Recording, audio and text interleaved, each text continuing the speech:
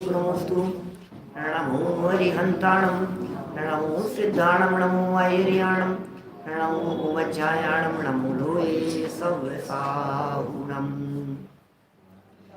वन्दितु सर्वसिद्धे ध्रुवमचलमणोमङ्गलिं पते वोचामि समय पाहुडे मिणो सुध केवली वणिदम् नमः समय साराय स्वानुभूत्या चकासते चेत्स्वभावाय भावाय सर्वभावान्तरचिदे जिन स्वानुभूति स्वीकिरी मम स्वानुभूति मति श्री विमल धारा जैन श्रुत आनंद अमृत सेव समता प्रवाह भावती रागादि विकल्प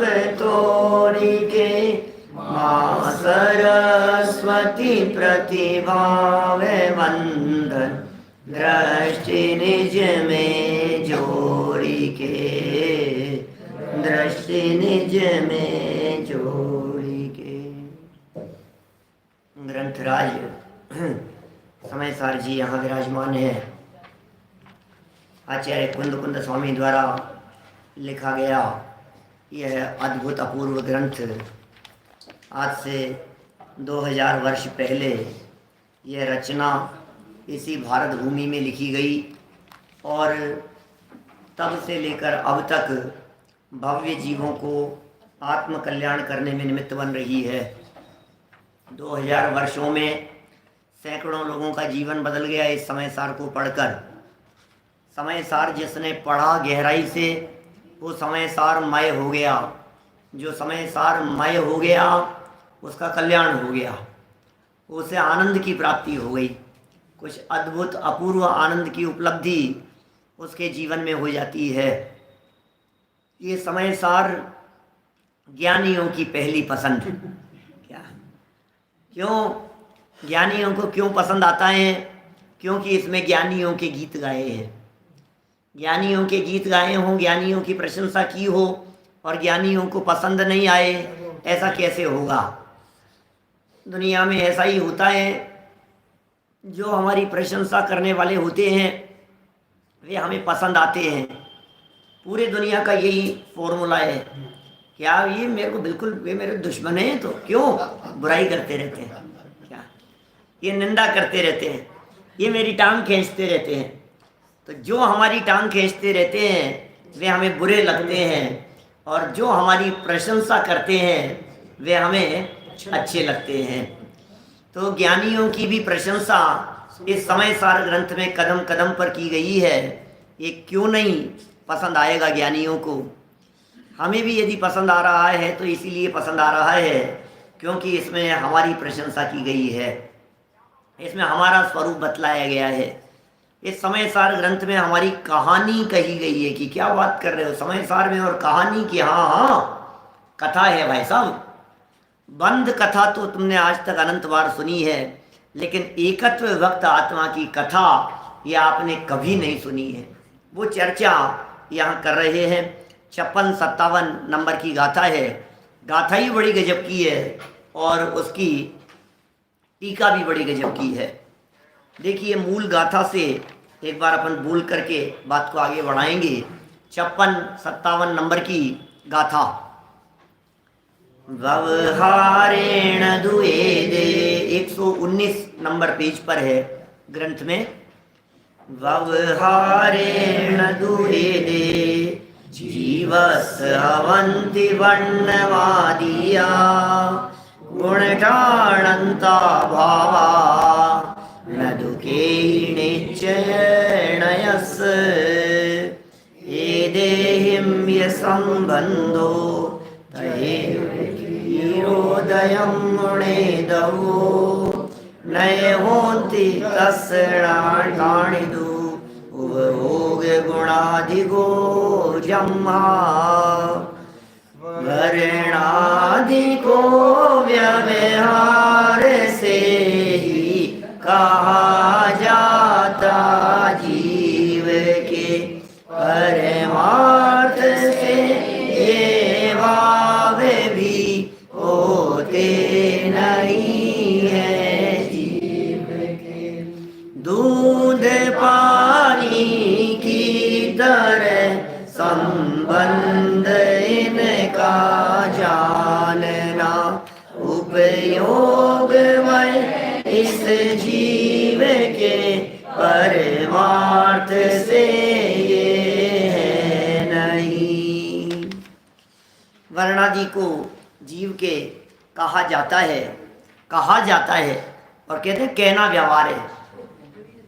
कहा जाता है, वर्णादि है नहीं, कहा जाता है शब्द कितना मार्मिक बात है।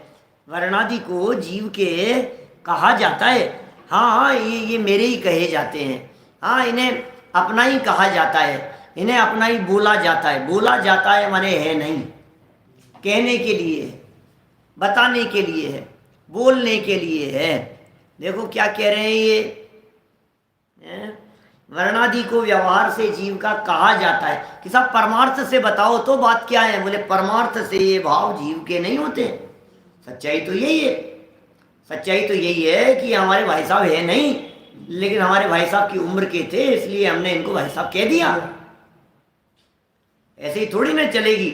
माने ये जो व्यवहार लागू होता है, ये व्यवहार भी ऐसी ही जगह पर लागू होगा जहां कुछ सत्यता का अंश। क्या बात कर रहे हो? सड़क चलते किसी व्यक्ति को टाइम पूछने के लिए आप ये नहीं कह सकते हो उस आदमी को कि बहन जी टाइम क्या हुआ है, जूते मारे किसी पुरुष को आप ये कह दो बहन जी टाइम क्या हुआ है तो क्या कहेगा वो? पिटाई करना शुरू कर देगा क्या?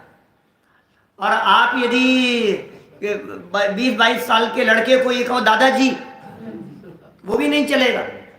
माने किसको दादाजी कहना है, किसको अंकल जी कहना है, किसको भाई साहब कहना है, किसे बहन जी कहना है। भाई साहब, ये आप बराबर इस बात को जानते हैं। और इसी तरह से ये व्यवहार कहाँ लागू हो रहा है, कैसे लागू हो रहा है? जो आपके दादाजी की उम्र के हैं उन्हें दादाजी कहने का व्यवहार चलता है।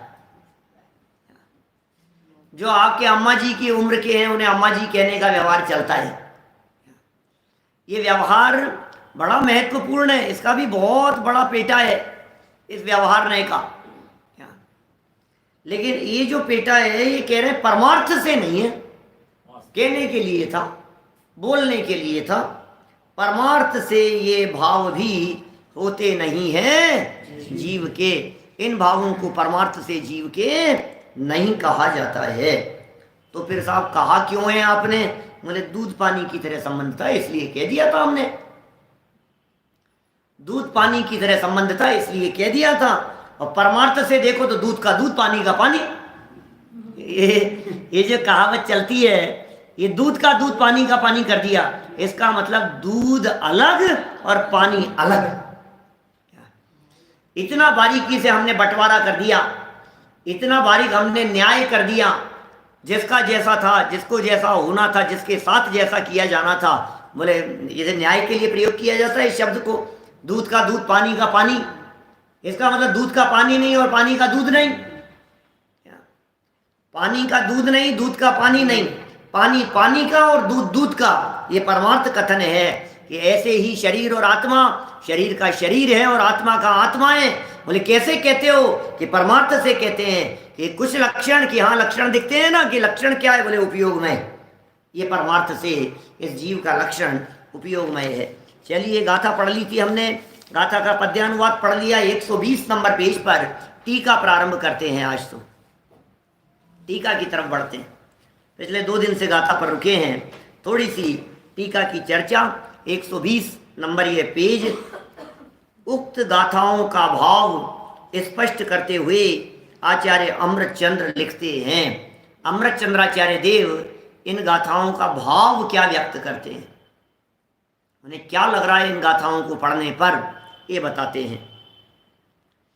सफेद रुई से बने हुए क्या, एवं कुसुम्बी, कुसुम कुसुम फूल होता है ना, कुसुम, कुसुम माने फूल, कुसुम्बी लाल, कुसुम्बी रंग माने फूल जैसा रंग, लाल रंग से रंगे हुए वस्त्र के, लाल रंग से रंगे हुए वस्त्र के, वस्त्र किससे बना था?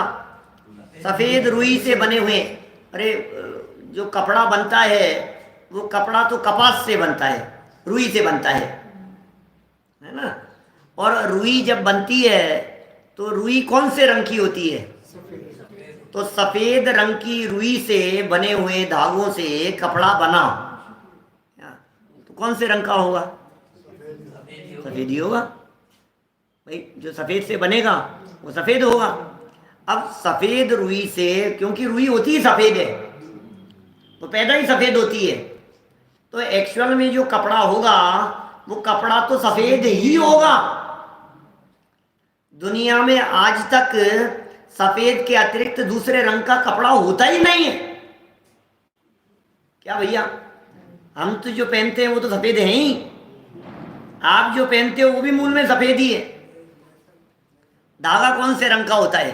सफेद। सफेद। क्या बात करते हो साहब, दुकान पर जाओ आपको सब तरह के धागे मिल जाएंगे, नहीं वो रंगा गया है, वो रंगा गया है उनको।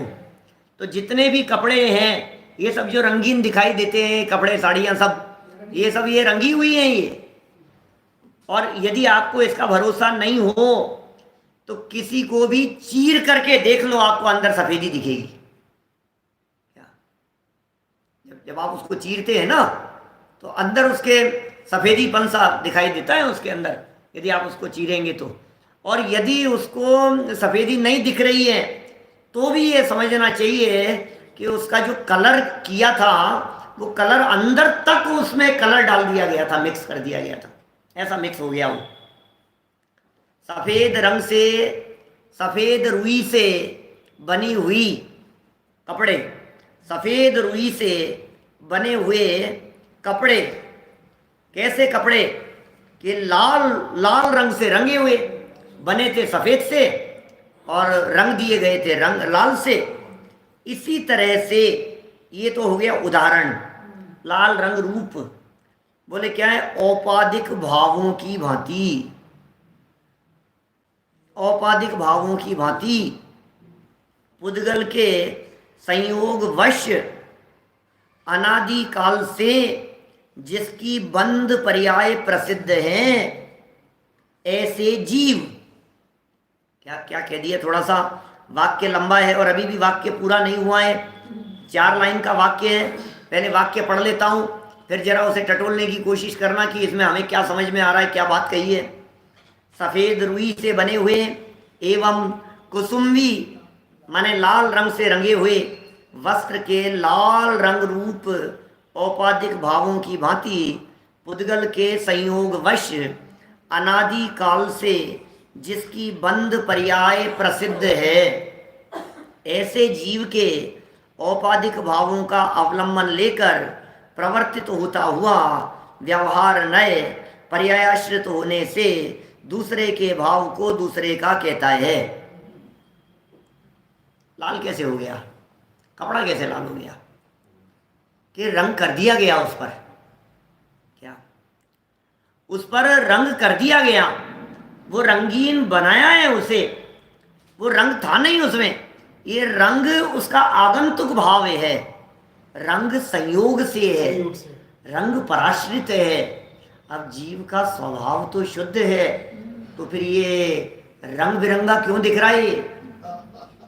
रंग बिरंगा समझ गए आप? क्या रंग बिरंगा माने औपाधिक भाव, रंग बिरंगा माने कषाय भाव, रंग बिरंगा माने जितनी उठापटक दिखाई दे रही है सब रंग बिरंगा है। क्या विवेक जी, जितना जितना रंग बिरंगा दिखाई दे रहा है ये सब कलर हैं इसके, क्या? और वो कलर हैं लेश्या, क्रोधाधिक, कृष्ण, नील, कापोत, पीत, पद्म, शुक्ल, ये सब लेश्या रूप परिणाम दिखाई देते हैं, ये सब विभाव भाव दिखाई देते हैं। बोले जितने लेश्या रूप विभाव भाव दिखाई दे रहे हैं, ये जितने आपको कषाय भाव दिखाई दे रहे हैं, ये सब रंग बिरंगे हैं। राग का अलग रंग है, गुस्से का अलग रंग है, क्या मान माया लोभ का अलग रंग है, ये सब रंगीन भाव हैं। और सुनो, जो रंग बिरंगे होते हैं वे एक रूप नहीं होते। जहां सफेद है वो एक रूप है। रुई यदि नहीं रंगी गई है तो सब सफेद है, तो सफेद रुई तो सफेद दिखाई दे रही है। अब उसको रंग दिया तो अलग अलग रंगों वाली दिखाई देगी। इसी तरह से जितने भी विभाव भाव होते हैं, ये सभी विभाव भाव कलरफुल हैं, क्योंकि विभावों का एक रंग नहीं है, रोज रंग बदलते। अभी मुस्कुराते हुए दिखाई दे रहे थे, क्या पता ये एकदम गुस्सा करने लग गए। क्या ये कैसे गुस्सा करने लग गए? ये क्या हुआ? एकदम ही क्या हो, कैसे रंग बदल दिया इन्होंने, देखो। ऐसी ऐसी बातें चलती है ना कभी कभी घरों में, इस तरह की बातें चलती होगी। सुदीप जी, कभी ऐसा सुना होगा आपने, ये कैसा रंग बदल दिया इन्होंने, कोई गिरगिट की तरह रंग बदल देते हैं। हंसते हंसते गुस्सा करने लग गए, गुस्सा करते करते एकदम शांत हो गए, एकदम कभी मायाचारी के रंग में, कभी कैसे रंग में। ये सब विभाव भावों के रंगों की बात कर रहे हैं। और रंगा कौन जा रहा है कि जीव, जीव रंगा जा रहा है। जीव स्वभाव से तो परम पवित्र ही है, लेकिन उसे रंग दिया जाता है पर द्रव्य के संयोग से, ये जीव रंगीन हो जाता है। काला पीला, ज्यादा लाल पीले होने की जरूरत नहीं है। क्या जानते हो लाल पीले मतलब क्या है? गुस्सा है। ये जबरदस्ती लाल पीले हो रहे हैं क्या? ये कोई होली के रंग में लाल पीले की बात नहीं कर रहे हैं क्या? होली के रंग में लाल पीले की चर्चा नहीं चल रही है। यहां जो चर्चा चल रही है, ये चर्चा तो औपाधिक भावों के रंग की चल रही है। और ये रंग पुद्गल के संयोग वश बंध पर्याय से प्रसिद्ध है। पुद्गल का संयोग लिया, पुद्गल का संयोग, जितने भी विभाव भाव होते हैं भाई साहब, ये नियम है इस तरह का, जितने भी विभाव भाव होते हैं, ये सब विभाव भाव नियम से परावलंबी भाव होते हैं। गुस्सा आ रहा है बहुत तेज, किसके ऊपर आ रहा है? नहीं, किसी पे नहीं आ रहा, लेकिन गुस्सा बहुत तेज आ रहा है। ऐसा हो सकता है क्या? ऐसा हो सकता है गुस्सा आए और किसी के ऊपर नहीं आए, घमंड हो और किसी के आश्रय से नहीं हो, ऐसा संभव है क्या? बोले ऐसा होता नहीं है। किसी के आश्रय से घमंड होगा ही होगा, किसी दूसरे के आश्रय से कोई अवलंबन नहीं हो और घमंड हो जावे, बोले ऐसा तीन काल में संभव नहीं है। क्या आज रंग पंचमी है, पता है क्या आपको? क्या बता रहे निर्मल चंद जी को? आज रंग पंचमी है, इंदौर में खेली जाती है। क्या होली के दिन होली नहीं खेलते, पता है आपको? इंदौर में ऐसा ही है ना। कब कब? रंग पंचमी के दिन। आज रंग पंचमी कह रहे हैं, गैर पंचमी, गेर, अच्छा गेर, अच्छा। ये रंगों की चर्चा चल रही है यहाँ। कल नहीं हुई थी अपनी रंगों की चर्चा? कल तो अपन दूध पानी में बैठ रहे।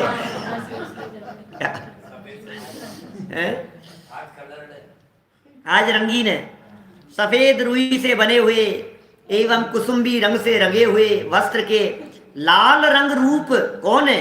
औपाधिक भाव। सारे भाव औपाधिक किसे कहते हैं? उपाधि जन्य है। ये भाव औपाधिक भाव क्यों कहला रहे हैं? क्योंकि इनमें उपाधि है, पर की उपाधि है। राग भाव है, विभाव भाव है, संयोग है, संयोगों की उपाधि है। 120 नंबर पेज पर है। ये संयोगों की उपाधि है। उपाधि क्यों दिख रहा है? क्योंकि आगे कई ग्रंथ के अंदर कई तरह के उदाहरण दे करके चर्चा करेंगे। इस पटिक का एग्जाम्पल दे करके बात करेंगे। हाँ, वर्णाधिक का एनालिसिस 29 भाव कहे पीछे। 50 से 55 तक की गाथा में 29 भाव कहे हैं और तत्काल बाद ये 56-57 नंबर गाथा दे दी। तो वर्ण, रस, गंध, स्पर्श, रूप, संस्थान, सहनन, और बोलो आगे। बोले फिर अब तो बहुत सब ऐसे ही, प्रत्यय, फिर कर्म, फिर नौकर्म, फिर राग, फिर द्वेष, फिर मोह, वर्ग, वर्गणा, स्पर्धक, फिर अध्यात्म स्थान, योग स्थान, बंध स्थान, अनुभाग स्थान, कषाय स्थान, क्या मार्गणा, उदय स्थान और जीव स्थान, गुण स्थान, क्या ये सब कहे पीछे। अध्यात्म स्थान कितने हो गए? एक आध दो बच गए होंगे कोई। तो ये सब भाव पीछे इनको वर्णादि में कह दिया। वर्णादि के साथ में रागादि भी लगा देना, तो दो तरह के शब्द मिलते हैं, एक वर्णादि और एक रागादि। और कहीं ऐसा भी मिलता है वर्णादि से गुणस्थान पर्यंत, शुरू किया था वर्ण से और अंत में पहुंचा दिया गुणस्थान तक। तो वर्ण से लेकर के गुणस्थान तक ये सब भाव 29 भाव, बोले ये सब पुद्गल के हैं, ऐसा कहा। देखिए ये कह रहे हैं ये सब औपाधिक भावों की भांति।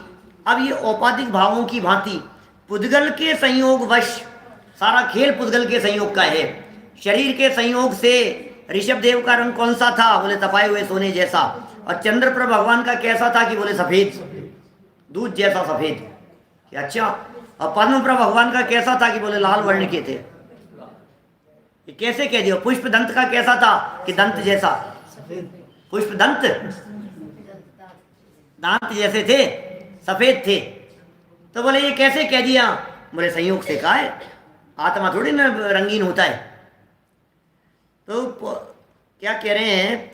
औपाधिक, औपाधिक शब्द ही उपाधि है। उपाधि माने लगावटी, उपाधि माने मिलावटी, उपाधि माने संयोग के आधार पर किया गया कथन, उपाधि माने दूसरे के आधार पर जो कथन कर दिया है उसे उपाधि कहते हैं। तो औपाधिक भावों की भांति पुद्गल के संयोग वश अनादि काल से जिसकी बंध पर्याय प्रसिद्ध है, जीव की बंध पर्याय फेमस है, अनादि काल से प्रसिद्ध है जीव की बंध पर्याय। और क्यों प्रसिद्ध है जीव की बंध पर्याय? क्योंकि कर्म बंध की वजह से अनादि काल से औपाधिक भाव करता रहा और बंध पर्याय बनी रही। और बंध पर्याय की वजह से कभी राम बन के कभी श्याम बन के चले आता है संसार दशा में, कभी हाथी बन के कभी घोड़ा बन के, कभी बिल्ली बन के, कुत्ता बिल्ली, मच्छर मक्खी कीड़े मकोड़े, ये सब बन करके ये संसार दशा में ये जीव भटकता रहता है। ये प्रसिद्ध है। ऐसे जीव के औपाधिक भावों का अवलंबन लेकर प्रवर्तित होता हुआ व्यवहार नए। ओहो, क्या कह रहे हैं? ये व्यवहार नए औपाधिक भावों का अवलंबन लेकर के प्रवर्तित होता है। माने व्यवहार ने जो भी कहता है औपाधिक भावों से कहता है। ये व्यवहार ने जो भी कह रहा है ये संयोग से कह रहा है। ये व्यवहार ने जो भी बात कर रहा है लगावटी मिलावटी बात कर रहा है। व्यवहार ने खरी बात नहीं करता, संयोग देख करके कह देता है। व्यवहार ने ऊपरी ऊपरी बात करता है व्यवहार ने। इसलिए कितना सुंदर वाक्य कहा है, औपाधिक भावों का अवलंबन लेकर प्रवर्तित होता हुआ, औपाधिक भावों का अवलंबन लेकर के प्रवर्तित होता हुआ व्यवहार ने पर्यायाश्रित होने से, ये व्यवहार ने पर्यायाश्रित है चारों तरफ। अरे भांति भांति के लोग हैं। हमारे संजय जी शास्त्री जेवर वालों की भाषा में कहूं तो ये दुनिया एक अजायब घर है। सच में ये अजायब घर जैसा ही है ये दुनिया। इसका हाल ही अलग तरह का है। हर व्यक्ति अलग अलग तरह की स्टाइल वाइज दिखाई देगा। हर व्यक्ति की स्टाइल अलग है, हर व्यक्ति की सोच अलग है। क्या शाम को रोटी की व्यवस्था नहीं है, रिक्शे वाला और गर्मी में पेड़ के नीचे टांग ऊंची करके लेटा हुआ था। शाम को रोटी की व्यवस्था नहीं है, उससे का चलेगा कि भैया नहीं जाने का। भाई भाई तेरे को पैसे दे रहा हूं, नहीं करने का। मैं वो हर व्यक्ति क्या अपनी मर्जी का राजा है, करे जो करे। सबके अपने भाव, सबके अपने परिणाम, सबकी अपनी सोच। कोई पैसे के पीछे भाग रहा है, कोई आराम के लिए, कोई किसके लिए, कोई शरीर के लिए, कोई नाम के लिए, कोई यश प्रतिष्ठा के लिए। सबका अपना अपना रोल दिखाई देता है। जो जैसा जिसका मन हो वो वैसा काम करता है। बड़े आज विचित्र तरह के लोग हैं। सब तरह के व्यक्तियों की सोच अलग अलग दिखाई देती है जीव नाना कर्म नाना लब्धि नाना विधि कहे। अतएव इसलिए कुंद कुंदाचार्य देव आदेश देते हैं, वर्जितवाद है, झगड़ा मत करना किसी से, निज पर समय के साथ भी। नियम सार 156 नंबर का था। नाना जीवा नाना कम्मा। छाबड़ा जी साहब को बहुत प्रसिद्ध याद थी, मतलब उन्हें प्रिय थी बहुत।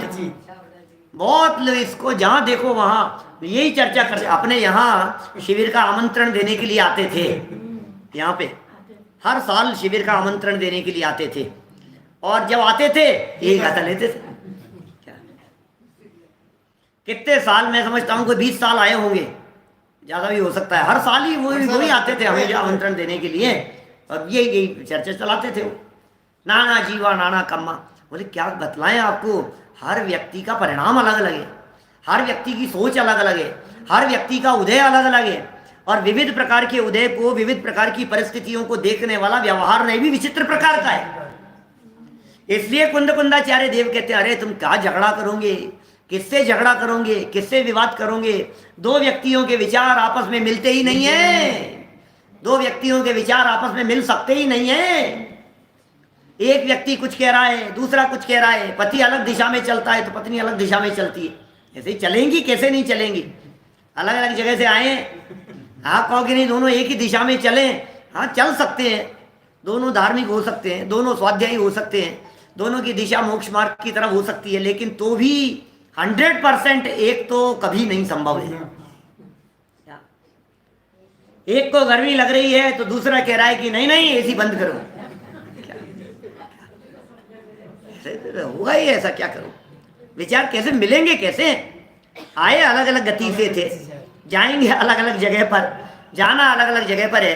थोड़ी देर के लिए थोड़ा बहुत ये संयोग दिखाई दे रहा था, और उसमें ये कहता है हमारे विचार बहुत मिलते हैं, हमारे बहुत विचार मिलते हैं हमारे। तो मैं इस बात को समझाने के लिए, सुनिए, सबने बात सुनी ही होगी। आप क्या चाय लेंगे क्या? नहीं मैं चाय नहीं पीता। अच्छा आप भी चाय नहीं पीते? मैं भी नहीं पीता यार। अपने विचार कितने मिलते हैं ना।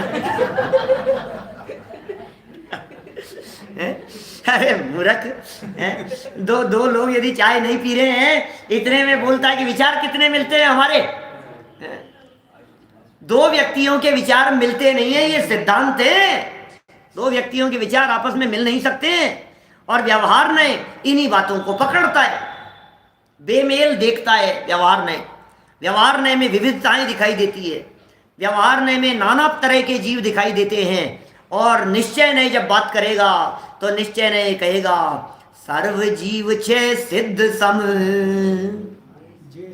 जे समझे ते थाय। सर्व जीव सिद्ध समान दिखाई दे रहे हैं। निश्चय ने जब बात करेगा तो क्या बात करेगा? जो निगोध में सोही मुझ में, सोही मोक्ष मझार। ये निश्चय ने कथन करेगा। क्या निश्चय ने की जो बातें होती है, ये बातें अजब गजब की है। व्यवहार की अलग तरह की है, निश्चय ने की अलग तरह की है। तो व्यवहार ने इस तरह की बातें कर क्यों रहा है? झूठ बोलता है क्या व्यवहार ने? झूठ नहीं बोल रहा है, डिफरेंट डिफरेंट दिखाई दे रहे। गोरा काला जो भी दिखता चाम था, बस वो सब कहना व्यवहार नए का काम था। क्या मैं तो शरीरों से रहित आत्मा हूं, वो अलग बात है, लेकिन ये जो किसी को मोटा कह दिया, किसी को पतला कह दिया, तो ये सर्वथा झूठ थोड़ी है। क्यों कर रहा है इस तरह के कथन? व्यवहार ने की स्टाइल ही यही है, व्यवहार ने का काम ही यही है। व्यवहार ने इसी तरह के काम करता है कि क्या काम करता है व्यवहार ने? किसी को किसी में मिला के, इसका धंधा ही मिलावट का है। क्या व्यवहार ने मिलावट का काम किया करता है। टोडरमल जी साहब ने मोक्ष मार्ग प्रकाशक ग्रंथ में उभियावासी का प्रकरण, समय सार की 56-57 नंबर की गाथा, और फिर जगह जगह से थोड़े थोड़े से फुटकर प्रकरण उठा करके इस 56-57 गाथा को आधार बना करके, इसकी टीका को आधार बना करके, यहां से पंक्तियां लेकर के वो उभियावासी प्रकरण लिखा है। ख्याल में आ रही है क्या बात? उभियावासी कहां से शुरू हुआ? उभियावासी प्रकरण 247 से शुरू हुआ होगा, क्योंकि 251 नंबर पेज पर यह प्रकरण है। यहां 251 नंबर पेज पर जो लाइन मैं आपको कहना चाह रहा हूं, व्यवहार नए स्वद्रव्य को परद्रव्य को, व्यवहार नए स्वद्रव्य को परद्रव्य को, उनके भावों को और कारण कार्यादिक को, और किसी को किसी में मिलाकर निरूपण करता है। अरे मेरे बगल में ये रखा है क्या? व्यवहार नए स्वद्रव्य 251 नंबर, पेज पर चर्चा की है इन्होंने। टोडरमल जी का वाक्य पढ़ करके सुनाता हूं मैं आपको। बड़ा गजब का काम किया है पंडित जी साहब ने, बहुत ही अद्भुत बातें कही है पंडित जी साहब ने। 248 से शुरू हुआ व्यावासी प्रकरण, 248 से, और 251 नंबर पेज। बोलो क्या लिखते हैं, यहीं से पढ़ रहा हूँ। व्यवहार नए स्वद्रव्य परद्रव्य को, वह उनके भावों को, वह कारण कार्यादिक को किसी को किसी में मिलाकर निरूपण करता है। ये बोली ना मैंने लाइन।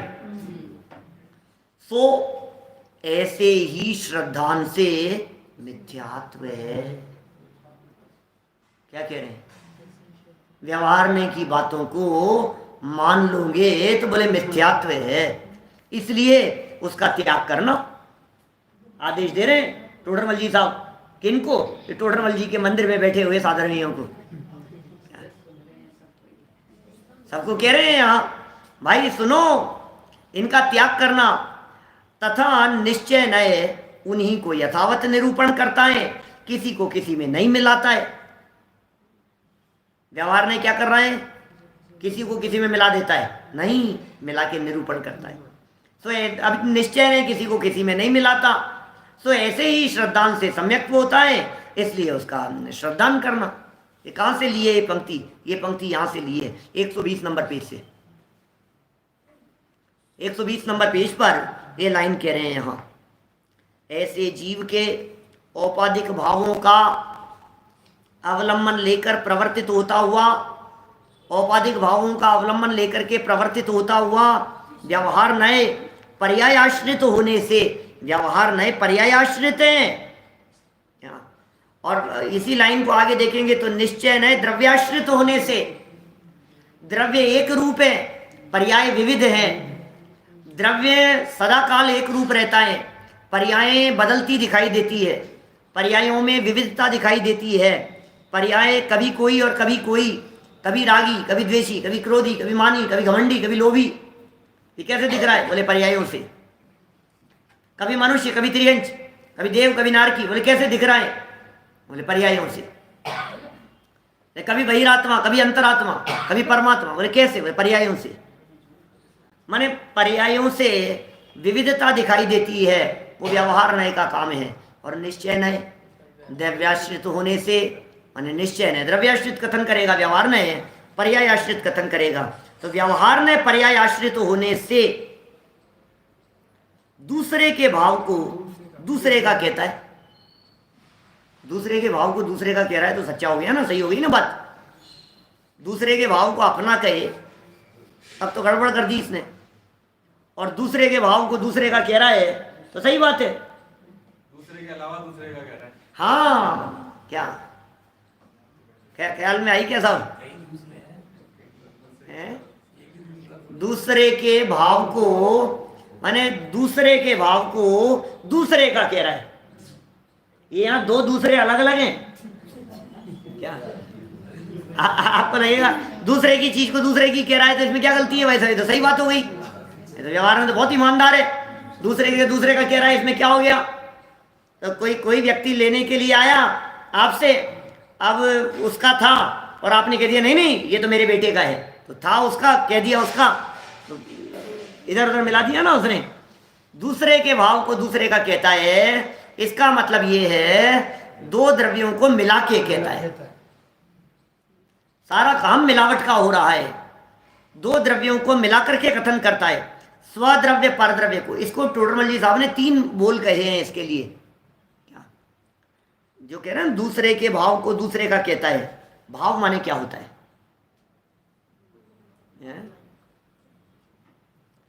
भाव माने क्या होता है? भाव माने क्या है? बोलो। ये जो अपन राग द्वेष करते हैं ये तो भाव है?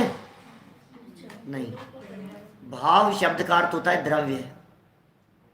भाव माने होता है गुण, भाव होते हैं पर्याय। हमारे यहाँ जनागम में भाव शब्द का प्रयोग द्रव्य के अर्थ में, गुण के अर्थ में और पर्याय के अर्थ में, तीनों अर्थों में होता है। इसलिए एक द्रव्य के भाव को दूसरे द्रव्य का कह देता है, दूसरे के भाव को दूसरे का कहता है। इसका अर्थ ये हो गया दो द्रव्यों को मिलाया उनके गुणों को मिलाया और उनकी पर्यायों को मिलाया। अब यहाँ भाव के तीनों अर्थ लगाए पंडित टोडरमल जी साहब ने, और तीनों अर्थ लगा करके, भाव के तीनों अर्थ लगा करके एक ही वाक्य में तीनों बातें कह दी। 251 नंबर पेज पर तीनों बातें क्या कह दी? व्यवहार ने स्वद्रव्य परद्रव्य को, तो द्रव्य की बात कह दी, स्वद्रव्य परद्रव्य को, फिर उनके भावों को, गुणों की बात कह दी, और कारण कार्यादिक को, ये कार्य पर्याय में होता है, पर्याय की बात कह दी। तो स्वद्रव्य परद्रव्य को मिलाता है, कैसे मिलाता है स्वद्रव्य परद्रव्य को? बोलो। शरीर और आत्मा को एक मिला करके कह रहा है ना, एक ही तो मान रहा है इसको। आपको ऐसा थोड़ी ना चल रहा लग रहा है कि मैं नहीं आया हूं, शरीर को भेज दिया है। जब आप चलते हैं तो आप कैसे कहते हैं मैं चल रहा हूं? तो कौन चल रहा है? शरीर चल रहा है कि आत्मा चल रहा है? शरीर आत्मा दोनों चल रहे हैं, दोनों चल रहे हैं तो साथ में चल रहे हैं, शरीर और आत्मा। जब शरीर और आत्मा दोनों साथ में चल रहे हैं तो आपको ऐसा भेद विज्ञान होता है क्या कि मैं अपनी क्रियावर्ती शक्ति से चल रहा हूं, शरीर अपनी क्रियावर्ती से चल रहा है? क्या मैं अलग चल रहा हूं और शरीर अलग चल रहा है? वो एक ही है, ये दो नहीं है, ये एक ही है। क्या जब शरीर को पीटा जाता है तो पिटाई अपनी ही होती है, माने आत्मा जीव की, दुख का वेदन जीव ही करता है। तो ये कह रहे हैं दो द्रव्यों को तो मिला करके इस तरह से मान लिया। गुणों को मिलाने में भी बड़ा चक्कर है। गुणों को मिलाने में चक्कर ये है, रंग है शरीर का और मान रहा है अपना। क्या व्यवहार ने कहता है इस तरह का? हाँ, ये कहता है व्यवहार ने, आप बहुत मोटे हो गए, आपका वजन बहुत बढ़ गया है, आप बहुत काले हो गए हो। तो ये जो है गुण, गुण तो था पुद्गल का और कह दिया जीव का। भावों को मिला दिया। भाव माने उसका जो मूल तत्व है, तो पुद्गल के भाव थे स्पर्श रसगंध वर्ण, और जीव का भाव था चेतना। तो चेतना नाम के भाव में वो पुद्गल के गुणों को मिलाया और पुद्गल में जीव को मिला दिया। कभी तो कहता है मैं गोरा हो गया हूं, क्या? तो जीव को, वो जो लिखा है ना दौलत राम जी ने, बड़ा सुंदर लिखा है, बहुत सारे शब्दों के प्रयोग किए हैं। दूसरी ढाल में इस तरह के प्रयोग किए हैं। मैं नहीं, कहाँ से लिखा शब्द, कहाँ से दिखे? मैं सुखी दुखी में रंग कराओ, इससे पहले भी होगी ना शायद कोई पंक्ति। मैं सुखी दुखी में रंग कराव, मेरे धन ग्रह गो धन प्रभाव, मेरे सुततीय में सबल दीन, बेरूप सुभग मूरख प्रवीण, तन उपजत अपनी उपज जान, तन नशत आप को नाशमान। मतलब आगे तो आश्रम की बात आ गई। अब आपको याद है तो इसका मतलब भूलते जाओगे। तो प्रकरण तो यहीं तक है। क्या जीव अजीव तत्व संबंधी भूल, जीव को अजीव माना, अजीव को जीव माना। ये द्रव्य में जीव के गुणों को पुद्गल में मान। शास्त्र में बहुत ज्ञान भरा है भाई साहब, क्या आपको पता नहीं? बहुत ज्ञान भरा है। अब ज्ञान तो था जीव में और कह रहा है शास्त्र में, तो जीव के गुण को पुद्गल में कह रहा है। मैं कितना गोरा हूं ना, क्या? तो पुद्गल के गुण को अपना कह रहा है। तो पुद्गल के गुण को जीव का कहना और जीव के ज्ञानादि गुण। कंप्यूटर में तो आए भाई साहब, आपको पता नहीं है? गूगल तो इतना बड़ा गुरु है, इतना ज्ञान भरा है उसमें, क्या खूब ज्ञान भरा हुआ है उसमें। कंप्यूटर में तो अथाह ज्ञान है, ज्ञान का भंडार है। लाइब्रेरी यही माने ज्ञान का भंडार है। तो ज्ञान कहाँ देख रहे हो आप? पुद्गल में ज्ञान देख रहे हो। भावों को मिला दिया और कारण कार्यादिक को तो मिला करके, पूरी जिंदगी कारण कार्यादिक को मिला करके बीत रही है। हम कर क्या रहे हैं? कारण कार्यादिक को ही तो मिला रहे हैं। कौन सा काम किसने कर दिया? मैंने बहुत पैसा कमाया है, बहुत कमा लिया, ये तो मेरी बुद्धि का काम है भाई साहब। तो मैंने सही समय पर सही जगह से पैसा निकाल करके सही जगह पर लगा दिया। कारण कार्य की बात कर रहा है। गुरु से ज्ञान होता है, कुम्हार घड़ा बनाता है, क्या धोबी कपड़े धोता है, दर्जी कपड़े सिलता है, ये सब कारण कार्य में मिला करके बात कर रहे हो आप। तो ये पर्यायों की अपेक्षा से एक को दूसरे में मिलाना। तो व्यवहार न है, दो द्रव्यों को, उनके भावों को, उनकी पर्यायों को, कारण कार्यादिक को किसी में मिलाकर क्या करता है? निरूपण करता है, बोलता है बस। ये व्यवहार नहीं, किसी को किसी में मिलाकर देखता है। देखो बड़े सुंदर वाक्य हैं, क्या सिखा रहे हैं अमृत चंद्राचार्य देव। तो रुई जो है, कपड़ा जो है, ये कपड़ा सफेद क्यों हुआ? बोले स्वभाव ही उसका सफेद था। तो कपड़ा रंगीन क्यों हो गया? ये कपड़ा लाल क्यों हो गया? बोले लाल तो मिलावट की वजह से हुआ है।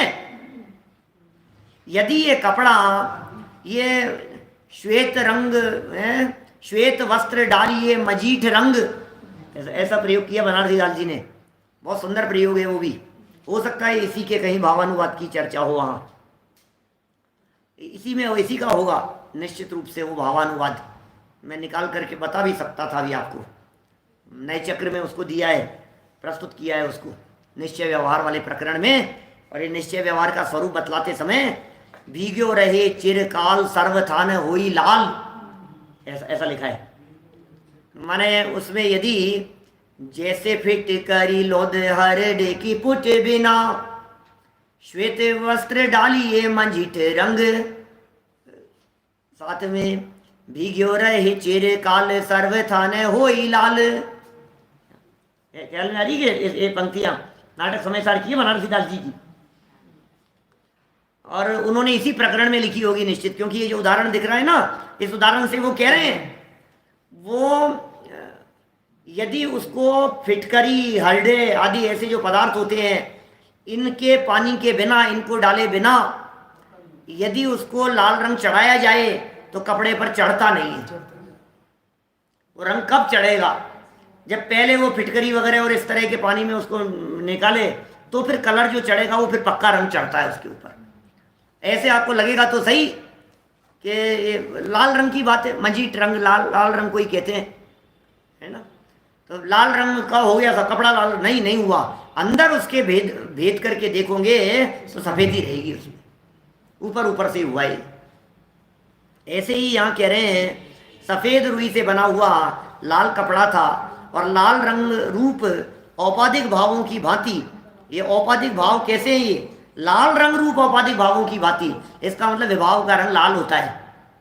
आपको पता है, जब ये विभाव वाला पुतला निकलता है बाएं कंधे से, सिंदूरी कलर, ये लाल रंग का निकलता है। गुस्से में व्यक्ति लाल हो जाता है। जब वो पुतला निकलता है, अशुभ तेजस जिसे कहते हैं, वो लाल रंग का होता है, बिलाव जैसा। तो उसकी भांति पुद्गल के संयोग वश, सब कुछ संयोग से हो रहा है, अनादि काल से जिसकी बंद पर्याय प्रसिद्ध है, ऐसे जीव के औपाधिक भावों का अवलंबन लेकर के, जीव के औपाधिक भावों का अवलंबन लेकर प्रवर्तित होता हुआ, औपाधिक भावों के अवलंबन से प्रवर्तित होता हुआ व्यवहार नए पर्यायाश्रित होने से दूसरे के भाव को दूसरे का कहता है। कह रहा है, झूठ कह रहा है क्या कि नहीं, साथ में बैठे थे इसलिए कह दिया भाई साहब, साथ में थे इसलिए कह दिया, हमारे गांव के थे इसलिए कह दिया। अरे गांव के जमाई को जमाई कहते, कह करके हमारे तो कमर साहब हैं ये, क्या पूरे गांव के, क्या पूरे गांव के, ऐसा ही बोला जाता है। तो आपके तो बच्ची थी नहीं कोई, फिर आपके कंवर साहब कैसे? अरे क्या बात कर रहे हो, हमारे गांव की बच्ची थी। कह रहे हैं दूसरे के भाव को दूसरे का कहता है। निश्चय नए द्रव्याश्रित होने से केवल एक जीव के स्वाभाविक भावों का अवलंबन लेकर प्रवर्तित होता हुआ निश्चय नए द्रव्याश्रित है। निश्चय ने द्रव्य की बात करता है, निश्चय ने स्वभाव की बात करता है, निश्चय ने मूल बात करता है, निश्चय ने अपरिवर्तित बात करता है, निश्चय ने असंयोगी बात कर रहा है, व्यवहार ने संयोगी बात कर रहा था। निश्चय ने मिलावट की बात नहीं करता, व्यवहार ने मिलावट करके देख रहा था। व्यवहार की बातों में मिलावट है और निश्चय की बातों में मिलावट नहीं है, निश्चय की बातों में सच्चाई है।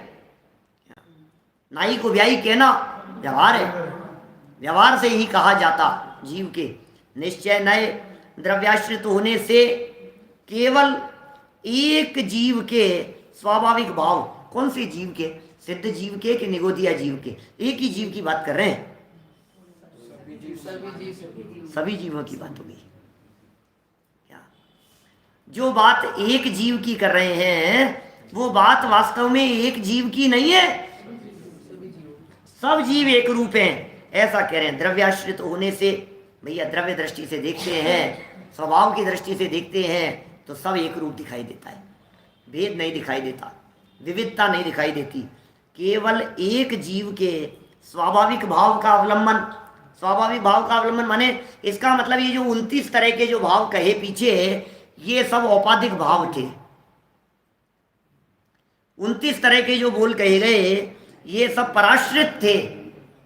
उसमें उठा के देख लो, कोई भी स्वाश्रित नहीं होगा। 29 में से किसी की भी चर्चा करो, कोई उदय को देख रहा है, कोई बंद को देख रहा है, कोई अनुभाग को देख रहा है, तो कोई कर्म को देख रहा है, कोई नौकर्म को देख रहा है। सब सही हो गया ना, सब पराश्रित भाव हैं। तो वो पराश्रित भावों का अवलंबन लेकर के जितने भी भाव थे 29 भाव, वे तो व्यवहार आश्रित हैं और निश्चय नहीं की बात सदा काल एक रूप हुआ करती है। तो निश्चय नहीं द्रव्याश्रित होने से केवल एक जीव के स्वाभाविक भावों का अवलंबन लेकर प्रवर्तित होता हुआ दूसरे के भाव को किंचित मात्र भी दूसरे का नहीं कहता। ये निश्चय नहीं है भाई साहब, खरी खरी बात कहेगा बिल्कुल। ये निश्चय ने दूध का दूध, पानी का पानी कर देता है। निश्चय ने निश्चय को निश्चय, व्यवहार को व्यवहार, निश्चय ने पर को पर, स्वयं को स्वयं, ऐसा वेद विज्ञान करता है। किंचित मात्र भी दूसरे का नहीं कहता। ये क्या कह रहे, किंचित मात्र भी दूसरे का नहीं कहता। और ऊपर क्या था, कहता है। इसका मतलब दोनों ही कहने वाले हैं। निश्चय भी कहता है, व्यवहार भी कहता है। निश्चय कुछ अलग बात कहता है, व्यवहार कुछ अलग बात कहता है। दोनों अपने अपने एंगल से बात कह रहे हैं और दोनों की जगह पर खड़े होकर के देखो तो उनकी विवक्षा से बातें सच्ची है, परमार्थ नहीं। परमार्थ से तो एक ही बात सच्ची होगी। परमार्थ माने निश्चय, शुद्ध निश्चय नहीं के कथन में विविधता नहीं होती, वो एक रूप होता है। तो ये दूसरे के भाव को किंचित मात्र भी, थोड़ा बहुत तो कह दो यार, साथ में आए थे, थोड़ा बहुत तो कह दो कि मैं नहीं कहूँगा, मेरे साथ में दूसरा है ना व्यवहार ने कहने के लिए। व्यवहार ने उस तरह की बात कह देगा, अर्थात दूसरे के भाव को दूसरे का कहने का निषेध करता है। ये निश्चय ने का एक लक्षण है, निषेध करना। निश्चय ने का स्वभाव है ऐसा, निश्चय ने का स्वरूप है ऐसा, निषेध करने का। निश्चय ने निषेध करता है, जो निषेध करे उसे निश्चय नहीं कहते हैं। आप ये अजीब सी लगेगी आपको बात सुनने में। निश्चय किसे कहते हैं? बोले जो निषेध करे उसे निश्चय कहते हैं। हर बात का निषेध करता है निश्चय ने, हर बात का निषेध करेगा। ऐसा बोले ऐसा नहीं है, ऐसा बोले ऐसा नहीं है, ऐसा बोले ऐसा नहीं है। पंचाध्यायी में पांडे राजमल जी साहब तो ऐसा लिखते हैं, वो ये कहते हैं निश्चय ने का लक्षण ही न तथा है। क्या लक्षण बनाया उन्होंने पंचाध्यायी में पांडे राजमल जी? कुछ लोग तो, कुछ विद्वान तो उसे अमृत चंद्राचार्य की कृति मानते थे अभी, लेकिन प्रसिद्ध हो गया जगह जगह, अपन सब उसको पांडे राजमल जी की रचना मानते हैं। पांडे राजमल जी क्या कह रहे हैं वो पंचाध्यायी में? वो ये कह रहे हैं निश्चय ने किसे कहते हैं? बोले न तथा। न तथा का मतलब, बोले जो तुम कहोगे, बोले ऐसा नहीं है। आत्मा कैसा है? बोले शरीर आदि वाला, व्यवहार है तो ऐसा नहीं है। क्या आत्मा में राग? बोले ऐसा नहीं है। तो फिर कषाय भाव विभाव भाव करे, बोले ऐसा नहीं है आत्मा का स्वरूप। हाँ हाँ ये तो नहीं है, हम समझ गए, लेकिन आत्मा में ज्ञान, बोले ऐसा नहीं है। क्या ऐसा नहीं है? क्या बोले आत्मा ऐसा नहीं है कि ज्ञान वाला? बोले आत्मा ऐसा नहीं है। बोले दर्शन चारित्र वाला? बोले आत्मा ऐसा नहीं है ना तथा। ये आत्मा असंख्यात प्रदेशी है। बोले नहीं ऐसा नहीं है। तो क्या अनंत प्रदेशी है? बोले नहीं ऐसा नहीं है। ऐसा कैसे? ऐसा कैसे? असंख्यात प्रदेशी तो है ना आत्मा? नहीं है, क्योंकि असंख्यात प्रदेशी कहना ये सिर्फ क्षेत्र की अपेक्षा से कहा गया है। अरे उसमें अनंत गुण भी है। जितेंद्र जी साहब मलकापुर वाले, बोलो। तो फिर हमने कह दिया कि आत्मा अनंत गुण वाला है, अब तो सही है बात। बोले तुम्हें अनंत दिख कैसे रहे हैं ये बताओ। अनंत देखना व्यवहार है। कभी क्षेत्र की दृष्टि से देखते हो, कभी काल की दृष्टि से देखते हो, कभी भाव की दृष्टि से देखते हो, कभी गुणों की दृष्टि से देखते हो। अलग अलग दृष्टियों से देखते हो तुम, तो आत्मा तुम्हारे को अलग अलग तरह का दिखाई देता है। आप उसे केवल ज्ञान दर्शन से देख रहे हो, आप उसे ज्ञान दर्शन सुखवीर्य से देख रहे हो, आप ज्ञानादि अनंत गुणों वाला देख रहे हो, आप उसे असंख्यात प्रदेशी देख रहे हो। बोले जो तुम बोलोगे उतना नहीं है। उतना नहीं है बस। क्या कहने में तो कितना आएगा भाई साहब। तीर्थंकर परमात्मा साक्षात समो शरण में बैठे हुए, वे कथन नहीं कर सकते आत्मा के बारे में, वे बोल नहीं सकते। तुम जितना बोलोगे उतना नहीं है। ये तो बिल्कुल ऐसा ही है। चक्रवर्ती की संपदा के बारे में आप जितना बोलोगे, बोले इतनी सी थोड़ी ना है, आप क्या बोलोगे उसके बारे में। नहीं फिर भी बताओ तो सही, बताओ तो सही, क्या बताएं। हमने हाथी घोड़े बता दिए और क्या बताएंगे। 84 लाख हाथी 18 करोड़ घोड़े बता दिए। हाथी घोड़े संपत्ति क्या है इनमें, हाथी घोड़ों में उसकी संपत्ति कोई बता सकता है कि चक्रवर्ती की संपत्ति, चक्रवर्ती की संपदा कौन कहे भाई साहब। और इंद्र सरी के भोग, सम्यक दृष्टि तो उसे कागवीट सम गिनते हैं, लेकिन उसका वर्णन यदि करने लगो तो कोई वर्णन करने में समर्थ नहीं है। इसलिए पंचाध्यायीकार ने कहा कि नहीं भैया न तथा है, इसलिए सबका निषेध करता है। जितनी बातें आज तक आपने सुनी होगी, जितनी बातें आज तक आपने पढ़ी होगी, जितनी बातें आपने आज तक बोली होगी आत्मा के बारे में, बोले वैसा नहीं है। तो फिर कैसा है? तो फिर आप छठी गाथा उठा करके देखो। बोले जो है सो है भैया, वो तो अनुभव करो। क्या हमने पूछा मिश्री कैसी है? मीठी होती है मिश्री तो बोले बस मीठी होती है, सफेद नहीं होती। सफेद भी होती है तो उसमें वजन नहीं होता, वजन भी होता है। तो फिर आपने जितना कहा उतना ही है कि नहीं, अनंत गुण है उसमें, कहना व्यवहार है। तो इस तरह से निश्चय ने दूसरे के भावों को दूसरे का कहने का निषेध करता है, पराश्रित कहने का निषेध करता है, भेदाश्रित कहने का निषेध करता है, रंगाश्रित, रागाश्रित और भेदाश्रित सारी बातों के रूप में कथन करने का ये निश्चय ने निषेध करता है। अब इसके बारे में और क्या कहना चाह रहे हैं? अब एक अग्नि का और दूध का उदाहरण देकर के बड़े सुंदर एग्जाम्पल से इसी चर्चा को और आगे समझाया है। कल इस विषय को और आगे बढ़ाएंगे। अभी की बात को यही विराम देते में बताई यह अनंत उपकार है, उसके लिए जिन वाणी माँ को वंदना शतवारे है, वंदना शतवारे।